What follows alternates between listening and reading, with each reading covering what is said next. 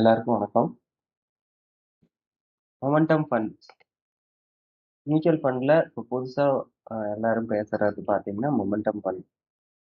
Momentum funds அப்படின்னா என்னன்னு பார்த்தீங்கன்னா, இப்போ எந்த ஒரு செக்டார் நல்லா ஃபாஸ்ட்டா க்ரோ ஆகுது, ஒரு மொமெண்டத்துல இருக்குன்னு சொல்றோம் இல்லைங்களா? அந்த மாரியான செக்டார்ஸ்ல மட்டும் இன்வெஸ்ட் பண்ணுவாங்க.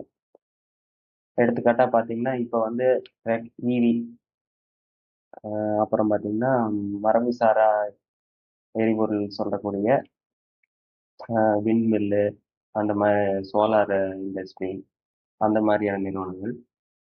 அப்புறம் ரீசைக்ளிங். இப்போ வந்து வாட்டர் ரீசைக்ளிங், அப்புறம் இந்த டயர்ஸு, அப்புறம் குப்பையிலேயே மறுசுழற்சி பண்றாங்க. ஸோ இந்த மாரியான நிறுவனங்கள் வந்து பார்த்தீங்கன்னா, இப்போ வந்து பேசுபொருளா இருக்கு. கொஞ்சம் நல்லாவும் மூவ் ஆகுது. ஸோ இந்த மாரியான நிறுவனங்கள், மொமெண்டம் இருக்கிற நிறுவனங்கள், அந்த செக்டார்ஸ் அதில இன்வெஸ்ட் பண்றது தான் இந்த மொமெண்டம் ஃபண்ட். மொமெண்டம் ஃபண்ட் யாருக்குன்னு பார்த்தீங்கன்னா, ஷார்ட் டெர்ம் டூ மீடியம் டெர்ம்ல வந்துட்டு இன்வெஸ்ட் பண்ணணும்னு நினைக்கிறவங்க இந்த மொமெண்டம் ஃபண்ட சூஸ் பண்ணலாம். இந்த மொமெண்டம் ஃபண்ட்ல பார்த்தீங்கன்னா, அந்த செக்டார்ல மொமெண்டம் குறைஞ்சிருச்சு, இன்னொரு செக்டார்ல மொமெண்டம் வருது அப்படின்னு நினைச்சாங்கன்னா, டக்குன்னு அதுக்கு மாத்துவாங்க. ஸோ இதுல பார்த்தீங்கன்னா, டர்ன் ஓவர் ரேஷியோ இதுல ஜாஸ்தி. அதாவது இதுல வந்து ஆகக்கூடிய இன்வெஸ்ட்மெண்ட்டுக்கு ஆகக்கூடிய செலவு கொஞ்சம் ஜாஸ்தியா இருக்கும்.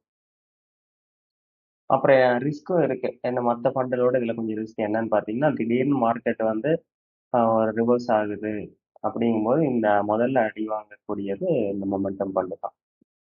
ஸோ நம்ம ஷார்ட் டெர்ம் டூ மீடியம் டெர்ம்ல கொஞ்சம் நல்லா ரிட்டர்ன்ஸ் வேணும். எனக்கு ரிஸ்க்கும் நான் வந்து பேர் பண்ணிக்கிறேன்னு நினைக்கிறவங்க இந்த மொமெண்டம் ஃபண்ட்ஸ்ல இன்வெஸ்ட் பண்ணலாம். Thank you.